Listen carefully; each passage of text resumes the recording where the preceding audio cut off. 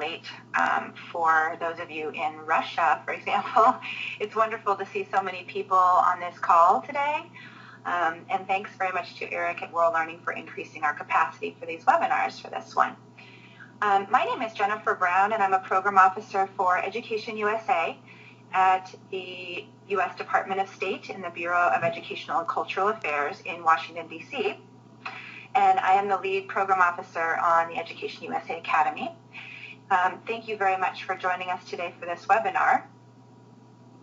I am joined by my colleagues, Eric Christensen, who is the program manager at World Learning, which is a nonprofit international organization based here in Washington, D.C. and also up in Vermont. And they are our cooperative partner for the EducationUSA Academy. And then we're also joined by our EducationUSA advisor in Mexico City, Claudia Ortiz-Luca, who worked closely with a large number of students on the EducationUSA Academy from Mexico last summer for our pilot program in 2015. So you'll be hearing a little bit about the Academy from all of us. This presentation today is for EducationUSA advisors and for any other partners of EducationUSA who may be publicizing the EducationUSA Academy or working with families and students who are preparing to send their students on this program in 2016. I do ask that you mute your microphones, and I'm seeing from a few people that you can't hear anything, so you might have to go into the sound settings in your computer. I guess if you can't hear me, I should probably type that. Just one moment.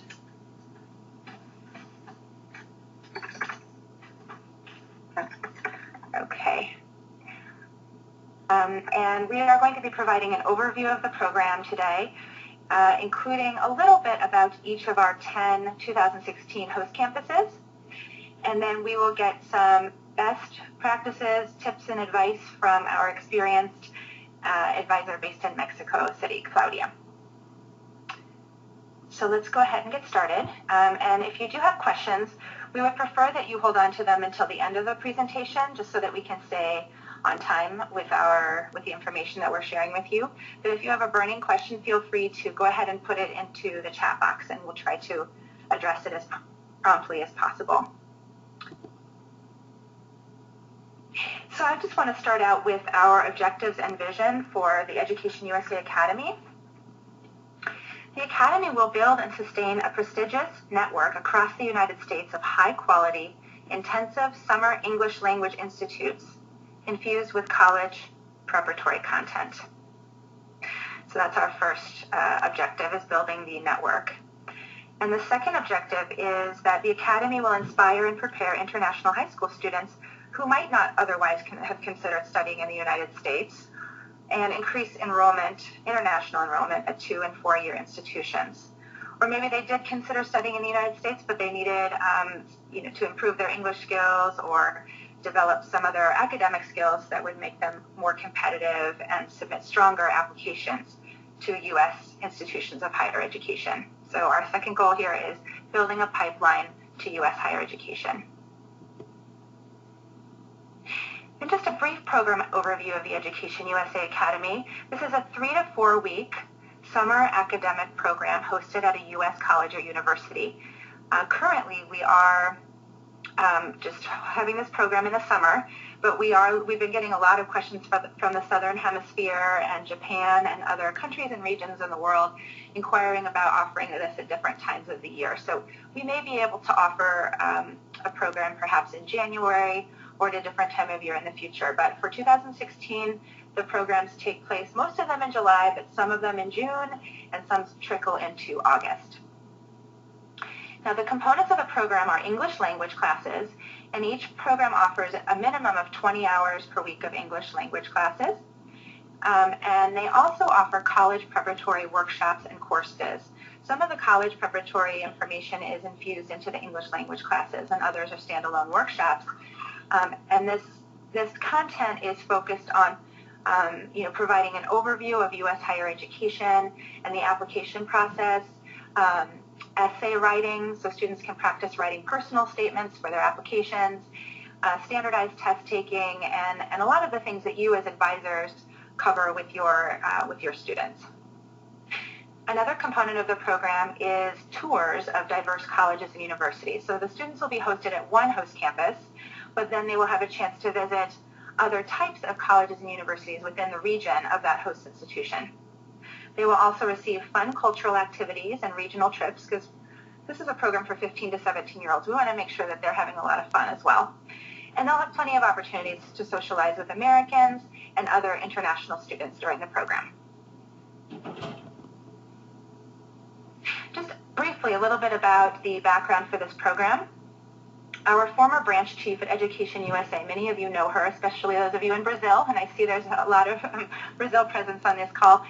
Heidi Arola, who was PAO in Recife, Brazil, for a number of years, she noticed a trend in families saving money to send their students to the United States for amusement park visits and shopping trips around their 15th birthday. And this could apply to other countries and regions for different types of coming-of-age milestones and different ways of celebrating those milestones for their children.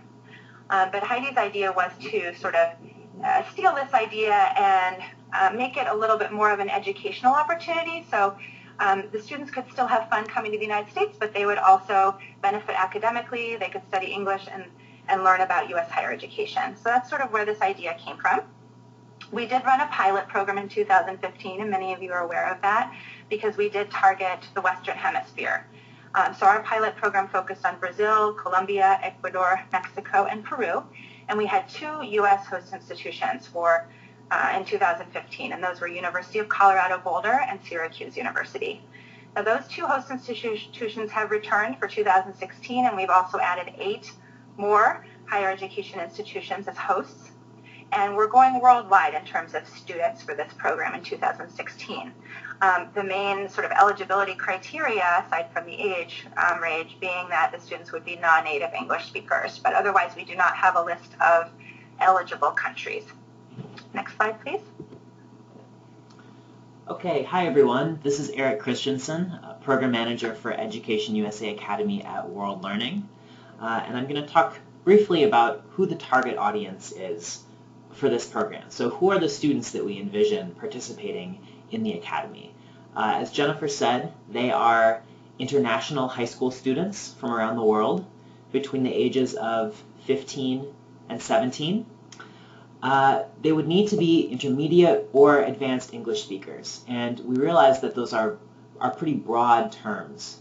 And on the website of the program, which we'll list on a slide coming up, there are links to each of the 10 host institutions, and some host institutions have established different ways of students showing that they meet those minimum requirements. So some institutions may have a minimum TOEFL score, for example.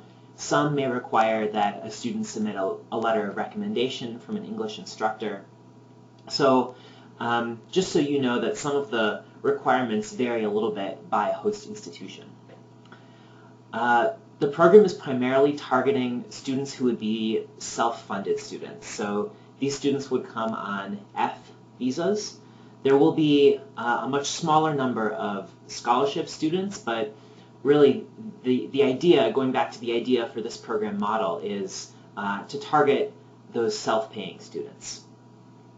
And outreach. As Jennifer mentioned, 2015 was a pilot program for the Academy, and we're really in 2016 going worldwide. And a big part of that is that we are relying on EducationUSA advising centers and embassies to help get the word out about this program. And that's one of the main reasons why we are doing this presentation for you today. And we've already begun getting some questions from parents of prospective students. And a lot of the questions have to do with health and safety, which is very understandable. So I wanted to take a moment during this presentation to give you a little bit of information so that if these types of questions come to you, you have some idea of what you can talk about. So back in the fall, when we put out a call for proposals for prospective host institutions for this program, one of the things that we asked them to address and that we looked at really carefully was how prepared they are in terms of their policies and their considerations for health and safety to host a program like this for minors. So each host institution has background checks for staff who are working with participants. Each host institution covers participants through their university health insurance policy. Each host institution has its own campus and program policies that will be shared with students before the program, and that includes emergency procedures and emergency contact information for students, either while they're traveling internationally or for their use during the program itself. Host institutions will meet students at the airport when they arrive in the U.S. and transport them back to campus, help them get checked into the dorms. And then throughout the program, the students will be supervised. So whether it's in classes, whether it's in dorms, the host institutions have taken care to make sure that the overall schedule that the students have for the academy takes into account the need to make sure that students are supervised. So to give you an example of one of the questions in particular that has been coming through to many advising centers is, will students be chaperoned during their international travel to the U.S.? And the answer to that question for this program is no, but parents should consider airline unaccompanied minor services. And we've actually made an edit to the program website within the last couple weeks to include some information about what the options are for these services and links to airline websites with more details about this service. Hello everyone, this is Claudia Ortiz, one of the two EducationUSA advisors in Mexico City. And if may I say, in my experience with Mexican students that joined EducationUSA Academy in 2015, living on campus is quite safe. There is a staff available for students 24/7. There are medical services, computer labs, dining room, everything the kids might need. It is important to be aware about legal issues and documents needed for minors traveling. So I encourage you to do some research and explore the documents to fill in your country to advise students and parents. And also do some research about the airport students will arrive at. And as Eric mentioned before, let their families know that authorized staff will pick them up. Thank you, Eric. Thank you, Claudia. So how do students apply for this program?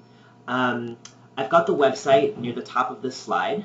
The main website is www.edusaacademy.org, and on the webpage you'll find a Find an Academy page, and that page lists the 10 host institutions that are offering this program in the summer of 2016.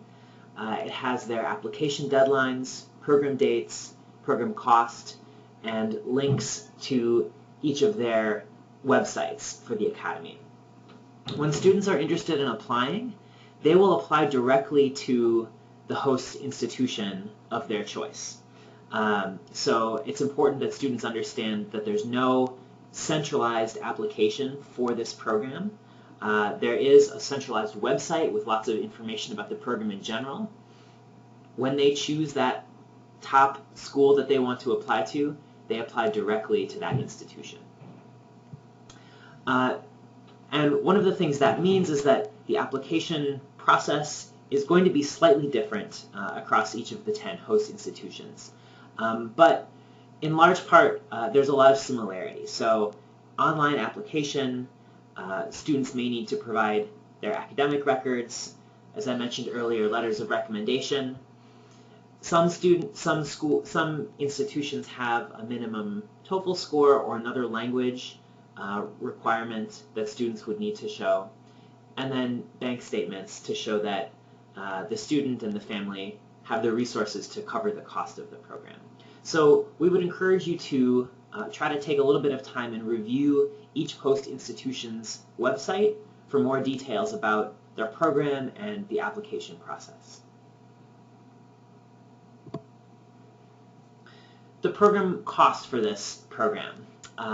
For each of the 10 host institutions, the overall program cost ranges from $4,000 to $6,000. And that was actually a requirement that we set in the proposals, that they needed to price the program in that window. So what's included in that?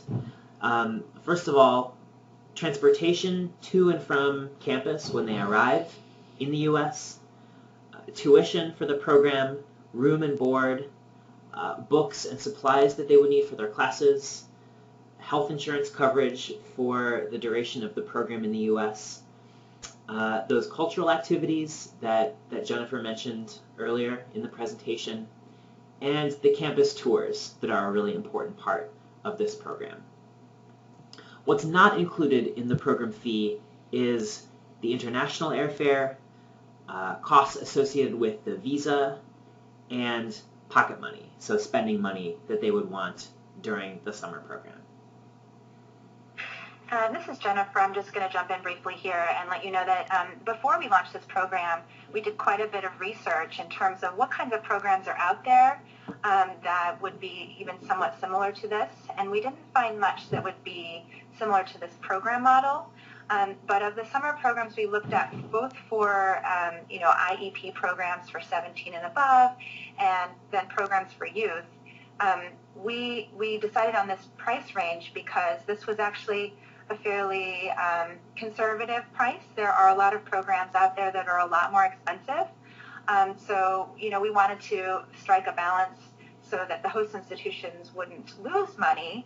But I think the big benefit to the host institutions and those that have signed on for this, and just actually, by the way, as a side note, we had 50 applications to host an academy in 2016.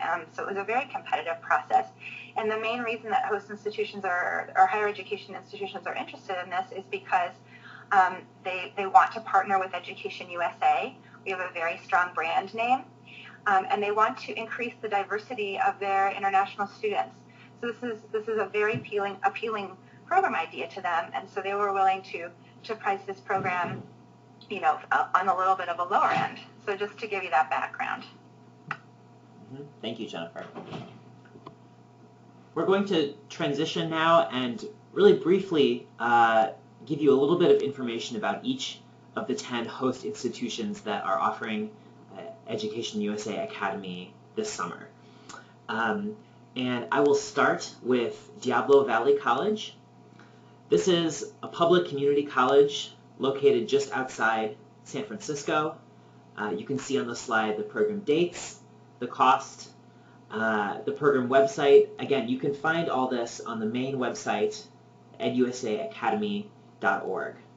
But just to mention briefly now, one of the unique aspects of the Academy at Diablo Valley is that it is the only host institution that is offering accommodations with host families throughout the program. So the other host institutions will have students living in the dorms, and Diablo Valley will have host families. So if that is of particular interest to students you are working with, parents, teachers, Diablo Valley would be the host institution to look at. Our next host institution for 2016, and just by the way, these are in alphabetical order, is Lewis and Clark College in Portland, Oregon. This is our only host institution in the Pacific Northwest of the United States. It's a very beautiful region of the United States. And this is also our only private liberal arts college, although once again, students hosted at Lewis and Clark College will have a chance to visit various types of higher education institutions so that they will get to see other types of institutions. You can see the cost and the dates of this program and a typical Monday through Friday schedule. Just want to point out that while students will stay in residence halls on this campus, they will also have brief homestays with the local family so that they'll get to also experience a little bit more firsthand American culture. And the regional trips, if they're hosted at this institution, will include to the beach and to the Columbia River Gorge. So there's some really beautiful places to see there, and Portland is a wonderful city, and Lewis and Clark, a very prestigious private liberal arts college. Okay, Northwestern University. This is a private research university in the Chicago area, so a little bit more of an urban environment. You can see program dates and cost on this slide. A couple things to note about Northwestern. Some of the cultural activities students would participate in include a Chicago Cubs game, visiting the Lincoln Park Zoo, and seeing a comedy show at the Second City Improv Comedy Club in Chicago. Something to be aware of for Northwestern, the minimum TOEFL score for this program is 80, so that's the highest minimum TOEFL score of the host institution. So this would be a program for students who already have a little bit more of an advanced level of English. Yeah, and just to clarify there, you know, as Eric mentioned earlier, not all of our host institutions are requiring the TOEFL, but Northwestern is. And, you know, we've gotten some questions about which schools can accommodate the higher English, more advanced speakers, and Northwestern is one of those. And we'll go over a few more at the end. And also as a reminder, we're not going into a lot of the specifics of the academic programs at each of these institutions because most of them have a very similar format.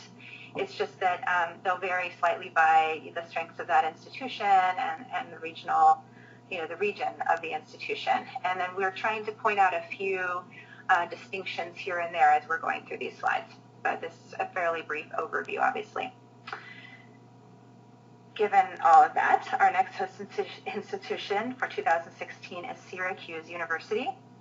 Syracuse is located in upstate New York, so it's not near New York City, and this could create a little bit of confusion with prospective students, so you want to clarify that actually this is in the upper part of the state. This was one of our two pilot host institutions for 2015 and had great success. In fact, one of their academy students from Brazil applied to attend Syracuse as an undergraduate, and we just found out that she was accepted. So that's very exciting for this program. Syracuse is a private research university. You can see the dates of the program. It takes place in July. The cost is around $5,000. This program has a fairly heavy focus on TOEFL practice, as well as the new SAT reading and writing components. So if students are really interested in those tests, this might be a good choice for them.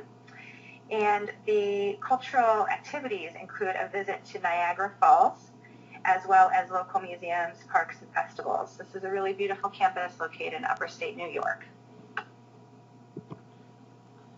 Temple University. This is a public research university in Philadelphia, so another host institution in a large urban area in the U.S. One thing to note about Temple is that they are offering two different tracks for EducationUSA Academy. One is 3 weeks and one is 4 weeks, and you can see the program dates and the different costs here. One of their tracks is English and the Arts, which has all of the same program components of the rest of the EducationUSA Academy host institutions, but they are tailoring that particular program to have more of a focus on the arts. So that's visual arts, music, literature, and they've planned a series of cultural activities that get back to that theme. So concerts, visits to museums, etc.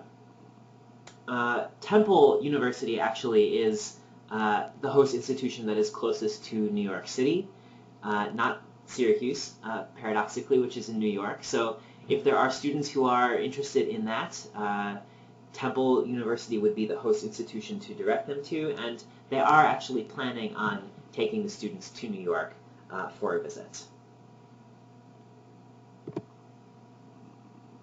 Our next host institution is University of Arkansas. This institution is it's a public research university, and it is located in the state of Arkansas, obviously. And Arkansas is famous because That is where our former President Clinton is from.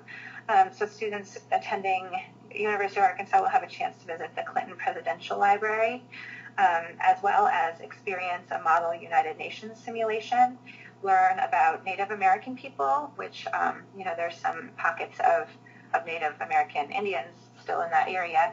And this is a very, very beautiful campus. Fayetteville, Arkansas is one of the 10, quote, best college towns in the United States. And I think one of the reasons for that is there's sort of a great social life for college students, but also there are a lot of recreational activities here, such as canoeing, hiking, and visiting a wildlife refuge. It's a beautiful and safe community. But also they're offering a very strong academic program. So while we required a minimum of 20 hours per week of intensive English language instruction, University of Arkansas will be offering 25 hours per week of English language instruction. And they're going to bring in guest speakers who will help students learn about different types of higher education institutions, as well as the university admission process, cultural adjustment, and the skills necessary to thrive in the United States. So this is maybe a less known campus, but it's definitely worth checking out. I encourage you all to go to their website. University of Colorado Boulder. So this is a public research university. Boulder is about an hour or an hour and a half from the city of Denver. Boulder was one of the two pilot programs for the Academy. So they will be welcoming students back again for the Academy in 2016. No visit to Boulder would be complete without a visit to Rocky Mountain National Park. And that is one of the activities that they have planned for the Academy students. The students will also have the opportunity to visit the city of Denver, attend a Colorado Rockies baseball game. So a lot of, I think, fun and interesting activities that the students would be able to participate in. Our next campus is University of Hawaii at Manoa. This is a large public research university. The dates and the cost are there, the weekly schedule. This university will be offering, of course, English language, but they'll also be offering intercultural communication as well as the academic study skills.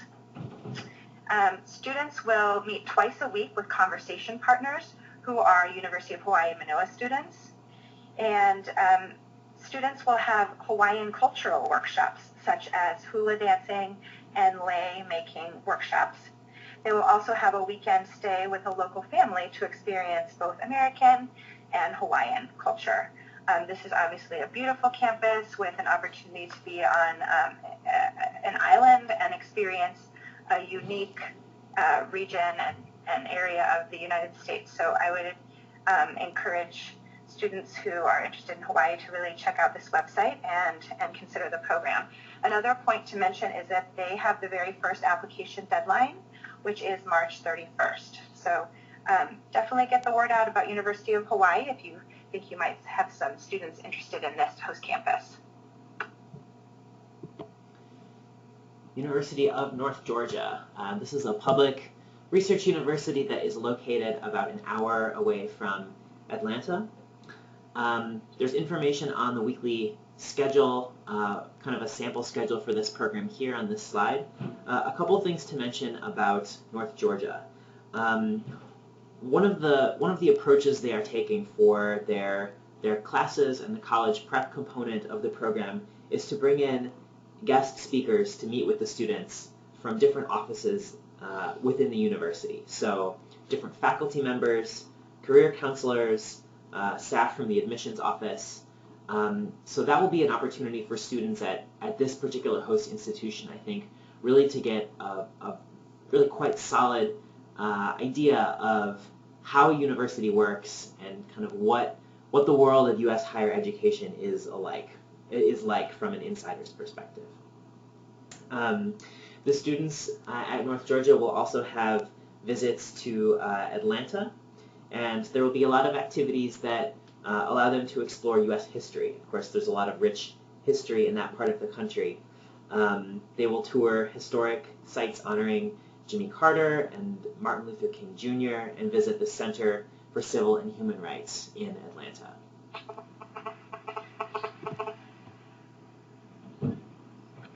Yeah, those students will also get a chance to visit the world of Coca-Cola, if that's of interest.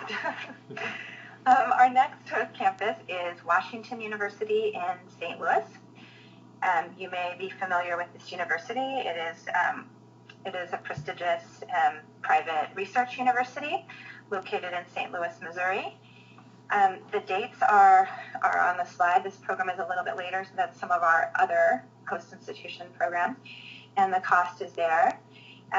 English classes at Washington University will include book clubs, trips, and presentations. And they will also be offering college success workshops addressing 2 areas of college preparation. 1, how to apply to an American college, and 2, how to be successful in the American classroom. They have a number of really interesting workshops, and students will have a chance to visit interesting sites in the St. Louis area, including the St. Louis Arch, of course. There's a photo. Oh, no, there's not a photo there, but I'm sure many of you are familiar with the iconic arch. They'll have a chance to visit Six Flags amusement park. So kind of back to our original discussion about students coming to the U.S. to go to amusement parks. Six Flags is a pretty major amusement park that's sort of located in various parts of the United States, including St. Louis. And students will attend a baseball game and lots of other fun activities. And one point I forgot to leave out when I was talking about University of Arkansas earlier, and I'm sure you saw that on the slide, but they are offering 2 different sessions. So similar to Temple, which is our other host institution that's offering 2 sessions. So is University of Arkansas. However, at University of Arkansas, both of those sessions will have both the English language and the college prep focus. And those dates are June 5th to the 25th. So that's an earlier program if that set of dates works better for your students. And then the other program is July 2nd through 23rd. So in terms of flexibility, University of Arkansas is a really good choice.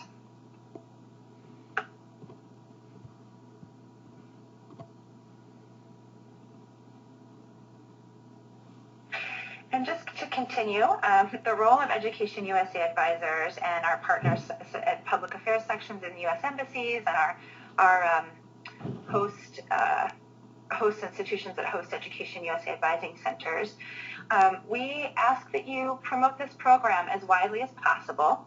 And we have provided a number of materials and resources for you to do so, such as sample social media posts, flyers, and other materials that we'll go over in a moment. But if you're able to hold an info session specifically on the EducationUSA Academy, or I know there have been sessions on programs for youth, and EducationUSA Academy has been included in that session.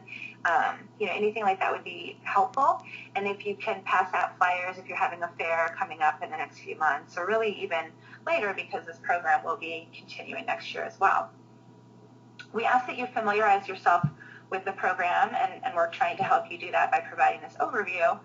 And also, if you can look a little bit at each of the host institution websites so you can get familiar with how their programs are differentiated a little bit. And once again, we tried to highlight some of those differences here. And number 3, if a host institution reaches out to you specifically, please feel free to respond to them. We do not want to publicize one program over another. However, we do, just as you do in your daily advising activities, we want to help students find the best fit for them. So if a host institution contacts you, take that opportunity to learn more about them so that you can help students find a good fit for them. And then we ask, of course, that you advise students on the application process if they need it, just as you would when they're applying, to study as an undergraduate somewhere, for example. And then feel free to communicate any questions you're getting to us, because we want to make sure that we are putting up some sort of frequently asked questions up on our website. And so, we're happy to take those questions from you and help provide the answers, and also then share that information more publicly. So, for example, some of the questions we've been getting have been around English language skills. So a few advisors have told me, Jennifer, we really need to target our publicity efforts at private English schools or international schools or American schools. And those students have been studying English for many, many years. They have really advanced English. Are there any EducationUSA Academy hosts campuses that can accommodate students with advanced language skills. So we do have 4 of our 2016 hosts who have targeted programs and courses for those advanced English speakers. So those 4 institutions are listed here. And then we've also gotten some questions from advisors and public affairs sections about the pre-departure orientations. And so just as a very basic answer, the host institutions will be offering virtual pre-departure orientations as well as on-site orientations, of course, after the students arrive on their campuses in the U.S. And then for those students who are funded via a public affairs section, the U.S. Embassy, or another partner such as a binational center, in many cases, the public affairs sections will choose to provide separate pre-departure orientations for those students. And those, of course, will be more focused on country-specific information and the details around exiting the airport and all of that. And Claudia is online and will be providing some tips in terms of preparing students to depart for EducationUSA Academy. And actually, that's the perfect segue. So now I'd like to invite Claudia to take over the presentation and share some of her experiences and tips for supporting students who are getting ready or applying to EducationUSA Academy. Welcome, Claudia. Thank you, Jennifer, for the introduction. And yes, Jennifer mentioned I will share with you some tips and best practices based on my experience on how to prepare students and their families for this EducationUSA summer program at 2016. Well, kids had such a great time, and the first thing to say is, as EducationUSA advisor, you will be a valuable part during this experience. Be patient, answer their questions, talk to them quite often, and make them feel supported. Here are some tips on how to prepare students and their families. And well, I hope you find them useful. Can we go to the next slide, please?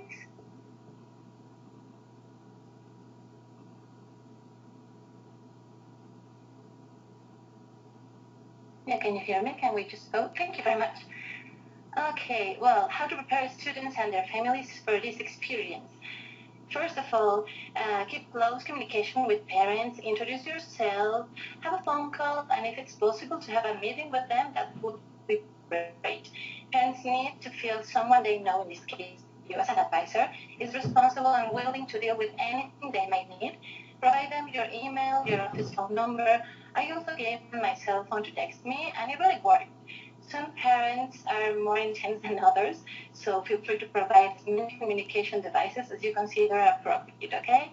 Remember, you are an essential contact, and you might even become part of their families by living hand-to-hand this process and experience with them. Okay, second of all, be sure to know the services provided between the U.S. higher education institutions so you can advise students and parents on their way to find the best fit for them.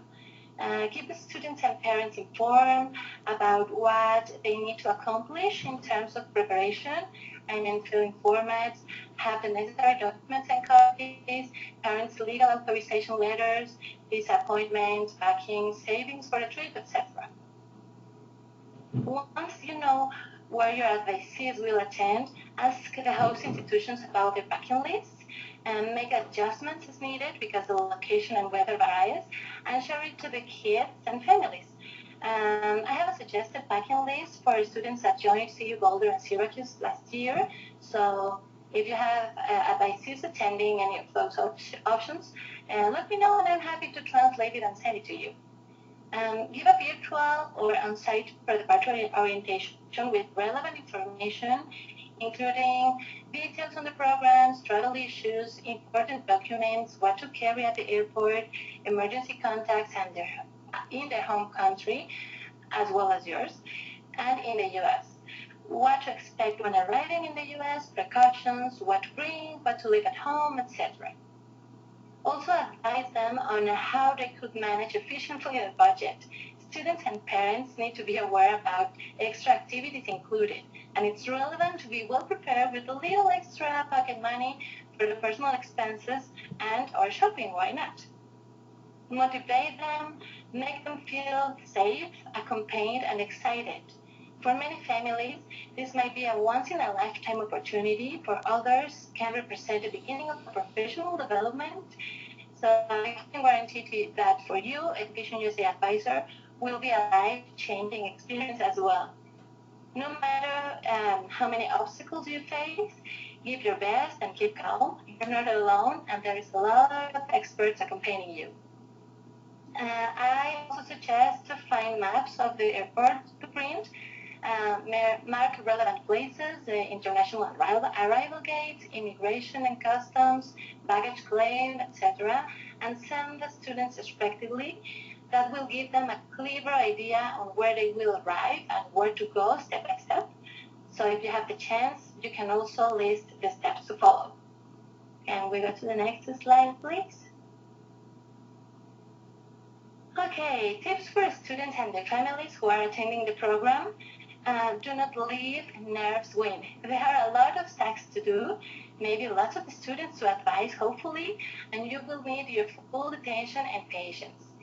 Suggest them to check all documents are filled correctly, make sure there are no mistakes, ask them to have 2 or 3 sets of copies of all documents, provide them some tips on how to manage their budget, kindly remind them that all activities are included.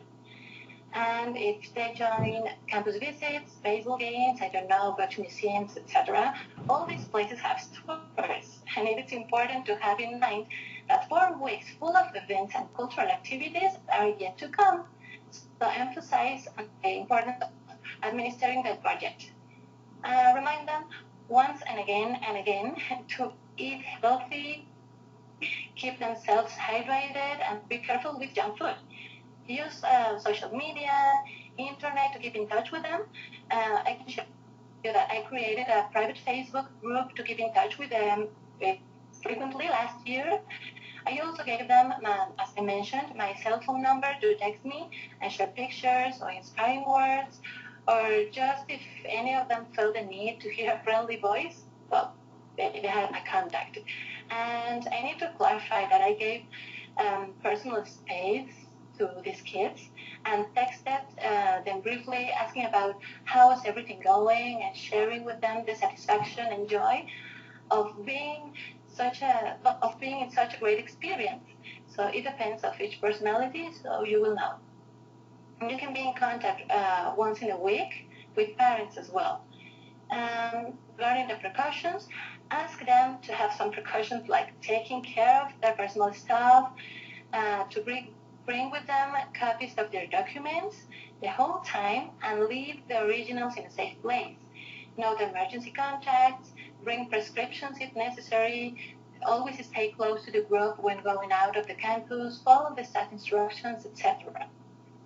Parents, sometimes they feel worried about their kids' wellness, and it is quite common, but to call the kids 2 or 3 times in a day is too much.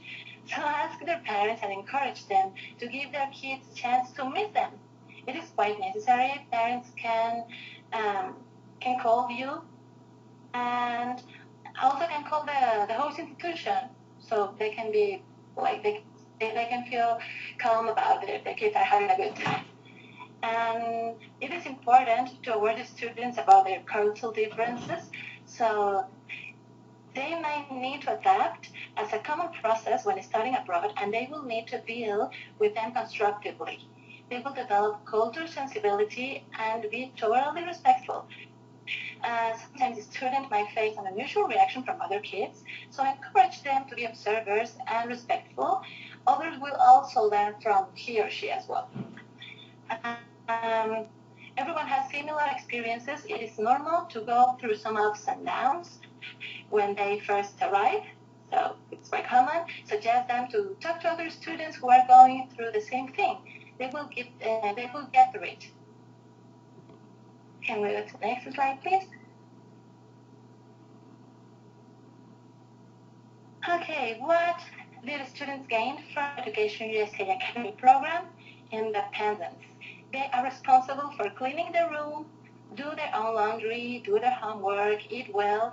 They were responsible of their finances, which leads to develop greater self-confidence.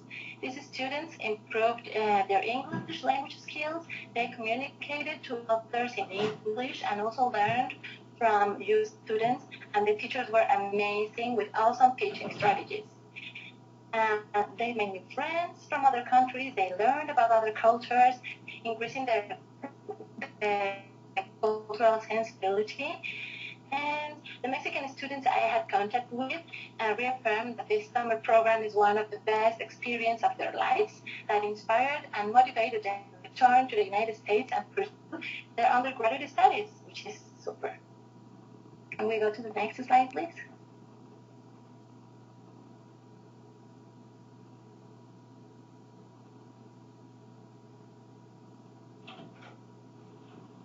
Okay. Here are some quotes from a few Mexican students sharing this life-changing adventure. I am pretty sure your students will share this positive experience with you as well. I also kindly invite you to visit Share America website, where these Mexican students were interviewed by Leah Teruni from International Information Programs Bureau of the U.S. State Department, and spread the word with your advisees, high school contacts, and even on social media to have more exposure and these kids. If you have questions or concerns regarding how to walk through this process with EducationUSA Academy candidates, please do not hesitate to contact me. I would be happy to support you based on my last year experience. And I'm pretty sure all of us will learn from each experience, gaining knowledge, and improving our practices, sharing the best to the other advisors around the world. Thank you very much.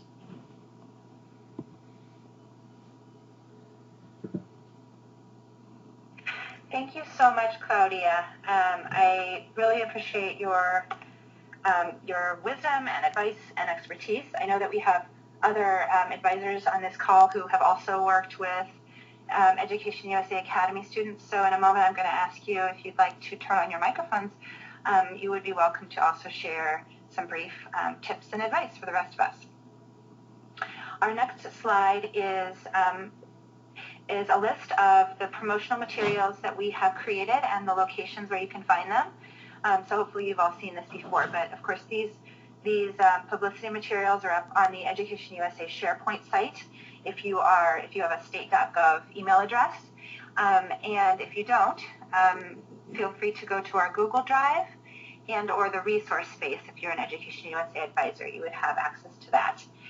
We also have 2 Instagram videos that our public affairs and strategic communications team at ECA created for us that you would be encouraged to share via social media, and the shareamerica.gov article that I posted there that Claudia mentioned in her presentation that profiles some students from 2015. And finally, just if you have any questions or feedback, here is our contact information for myself, Eric, and Claudia. Once again, we encourage you to drive students and their families to our website at edusaacademy.org, and feel free to use our hashtag EdUSAcademy. And Eric, I think actually this was your slide, so I'm going to let you jump in here and see if you have anything else to say before we invite more questions and comments. Yeah, that's fine. Thank you very much, Jennifer. Again, I would just encourage everyone to send me an email, edusaacademy@worldlearning.org, if you have questions about this program, or if you're getting questions from prospective students, parents, teachers, that you would like to share with us. The website, which I hope you will visit, is actually a pretty new website. We just launched it in December. So one of the things that we'll be working on over the course of the next year is adding some more content to it, adding a page for alumni highlights, adding a section of frequently asked questions. So we're eager to hear from you to try to make the website as useful as we can make it. And then again, the hashtag that Jennifer mentioned that is at the bottom right of this slide, I am maintaining Facebook and Twitter accounts, and Instagram will become more active during the summer when we actually have students participating in the program. So if you are helping us on social media to promote the program, or if you have news about the program, students who are accepted and going to participate, please do use that hashtag, as it helps me and everyone else who is interested find content about the Academy. And that works for Facebook, for Twitter, for Instagram. So I guess at this point, if anyone has questions, we're happy to try to answer them now. You're welcome to use the chat box. Let's see, I see there's a question. Have we had inquiries about paying for the program in payments? Yes, that's a great question. We have had that question. Most of the host institutions are set up such that they require full payment for the program before the start of the summer program. So this is going to be something that varies a little bit by host institution, but what I would encourage you to advise students to do is to, first of all, apply to their top choice host institution, and then once they've made contact, inquire directly with the host institution about what the payment options are. Because, again, that is going to be something that varies a little bit by host institution. There's a question for Claudia. Claudia, did your students ask about how much money to bring for incidental expenses?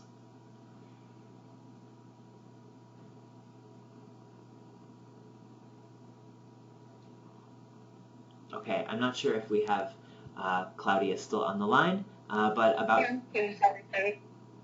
Yeah, well, some students were sponsored, so their parents didn't give extra money for that. So I cannot answer that question exactly, but regarding the living expenses, maybe I can make some. I can calculate something and I can let you know. So maybe they can know. It depends on the activities and on the state they're staying at. Yeah, that's true. It depends really on kind of how many souvenirs or extra activities that are not part of the program the student wants to do. So again, as Jennifer noted, all the meals, books, and tuition, room and board are included in the program cost for each of the academies. Yeah, and just to jump in here, I know last year with our 2015 host institutions, we had a lot of sponsored students, sort of either funded by public affairs sections or by national centers, or in some cases by ECA.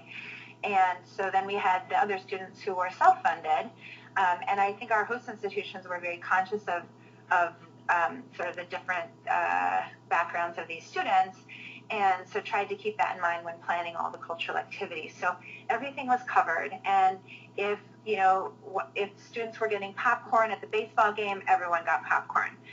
So there was some sort of level of equality in those activities. Now, of course, if students are going to go out and do their own, activities in the little bit of free time that they'll have near campus, and of course, all of the institutions will have policies around how much free time they would have and how they need to, sign in and out of campus and the places that they're allowed to go to for safety reasons. But there might be opportunities to spend money, but some of the organizers some of the campuses will be organizing trips that will include like outlet shopping. So those are things to keep in mind. But our sponsored students were provided with $50 a week in spending money, and the feedback I got was that was enough. Mm-hmm. Thank you, Jennifer. Again, there was a question earlier in the chat that I see Rita answered. Thank you, Rita. But the question was, are students who are 18 or older eligible? And the answer is no. Students need to not yet have turned 18 by the end of the summer program. So they do need to be under 18 for the duration of the program. And that really is so that we're in compliance with liability issues in terms of mixing minors with adult students. So yeah, I'm sorry. I think Let's see. There was another question, will the slides for this presentation be available? Yes. We are recording this presentation. We will make the recording available, and we will also make the slides available. Are there any other questions at the moment, now that we have you all here in the same place at the same time? Okay. If there are not, again, you have our contact information here on this slide, and I really want to take the opportunity to thank all of you. A big part of this kind of first full year of the Academy really is getting the word out to prospective students and their teachers and their parents, and you all play a very important role in that. So thank you in advance for your efforts to help publicize this program. Sorry, just to jump in here, it looks like we do have a question from Patty. How competitive is admission from the trends you see? Should we recommend students apply to at least a couple of options so as to make sure they get a spot, or just targeting their top choice is enough? And just to briefly respond to that, we cannot guarantee that the student will be admitted at their top choice. However, it does seem that there are a lot of slots available at all of our host institutions at this point. So if the student applies in advance of the deadline to their top choice, and as long as they have studied a little bit of English, so they're sort of generally in the intermediate or advanced level, that they can follow a little bit of English, so that they can benefit from the program, and they're serious students, that's sort of what would be an A or a B range in the United States, that they're serious about the program. I don't anticipate problems for them to get into to their top choice. Of course I can't guarantee, but they should be admitted. It's not, as long as they're serious students, it's not super competitive, if that's clear. Thank you. There is another question here from Marita Galat.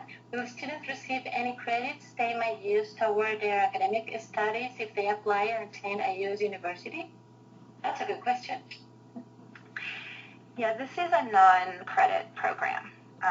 So they will receive a certificate at the end of the program, and this program can potentially make them more competitive when they're applying to be U.S. undergraduates, as we saw in the case of recently of this Brazilian student.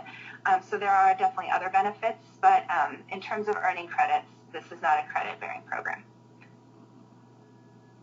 And one other point I just wanted to make about this is we were talking about the costs and just comparing what other programs offer. And what I noticed in surveying other programs is that they may be in a similar price range or slightly higher than ours, but they don't include books and supplies, and they also don't typically include health insurance, which can be very expensive for students. So I wanted to sort of point that out as something that you can highlight to interested students and their families.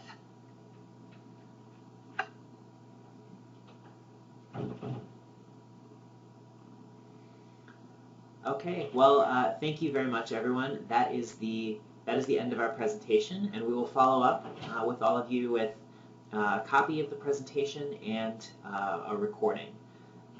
So again, thank you all, everyone, very much for attending live, and I look forward to hearing from you if you have questions or comments that you want to share about the Academy.